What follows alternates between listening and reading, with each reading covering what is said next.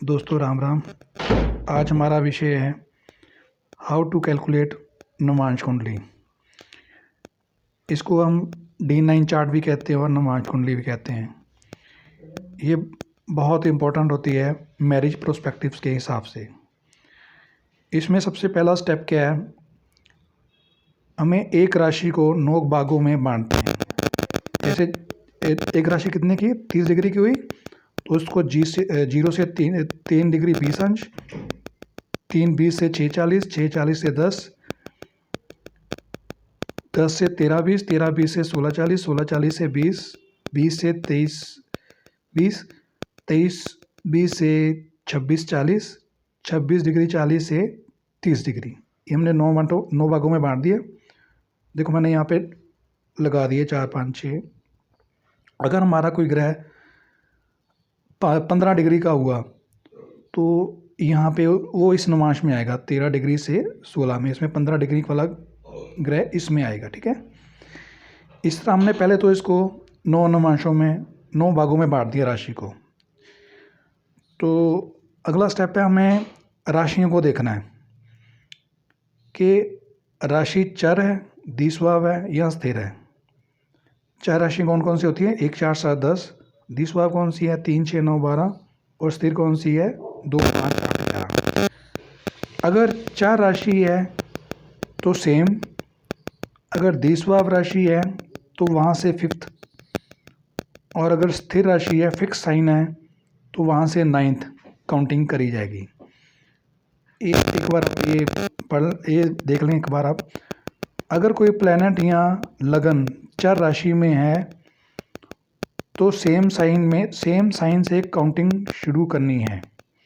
अगर कोई प्लैनेट या लगन द्विस्वभाव राशि में है तो काउंटिंग 5th से शुरू करनी है।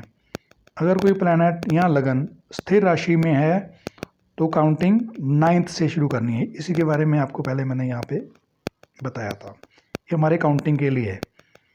ठीक है, अभी हम एक लगन की पहले एग्जांपल कर लेते हैं। ये 8 नंबर लगन है, ये D1 है हमारा। ठीक है, और लगन की डिग्री कितनी है, 18।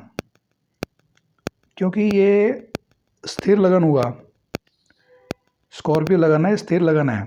स्थिर लगन के लिए हमने क्या रूल पढ़ा था, स्थिर लगन के लिए वहाँ से 9 से कैलकुलेशन शुरू होगी। तो कैलकुलेशन शुरू होगी 9 से, 1 2 3 4 5 6 7 8 9। ये 9 है, ये यहाँ से काउंटिंग शुरू होगी। हमने देखा ना कौन से नवांश में है, 18 डिग्री है तो ये कौन से नवांश में हुआ, हमने यहाँ चार्ट बनाया था ना 18 डिग्री। ये देखो ये 6 नवांश में हुआ। तो यहाँ हमने पहले काउंटिंग करी, 9 से शुरू होगा और यहाँ से 6, 1 2 3 4 5 6। इसका मतलब हमारा D9 का लगन निकला धनु, सैजिटेरियस। इसको हम और थोड़ा विस्तृत पूरी कुंडली लगा के देख लेते हैं। ये हमने चार्ट बनाया है, D1 बनाया है, जिसमें हमने राशियाँ और ग्रह सारे भर दिए हैं और इनकी डिग्रियाँ भी दे रखी हैं यहाँ पे। चलो हम लगन से फिर से स्टार्ट करते हैं कि हमने D9 को कैसे बनाना है।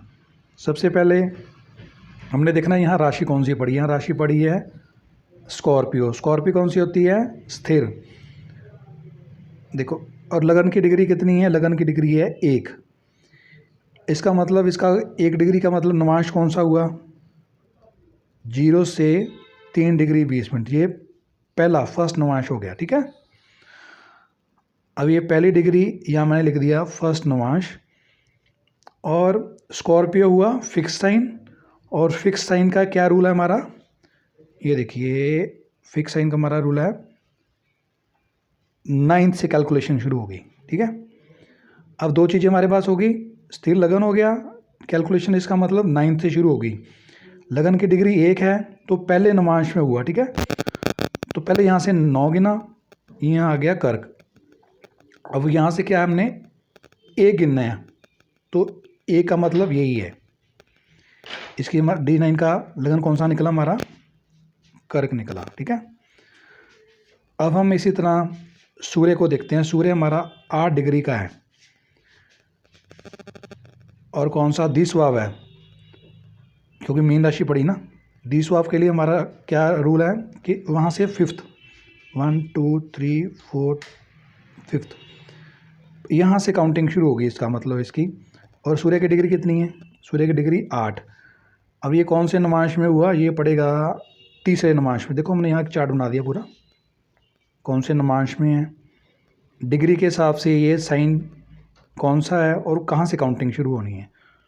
सूर्य का हमने क्या जाना है, ड्यूल साइन में है और फिफ्थ से शुरू होगा और वहाँ से तीसरा गिना जाएगा, क्योंकि ये 8 डिग्री तीसरे नमांश में आता है, क्योंकि 6 डिग्री 40 मिनट से लेके 10 डिग्री तक ये तीसरा नमांश हुआ। तो हमने इसको अब पहले यहाँ पे हमने गिना था ना, फिफ्थ से शुरू होना ना ये, क्योंकि ये द्विस्वाव है, यहाँ फिफ्थ से शुरू होगा जी, यहाँ से 3 गिनना है, 1 2 3। अब ये 6 साइन आया, तो इसका मतलब D9 में सूर्य किस में जाएगा, कन्या में जाएगा, देखो ठीक है।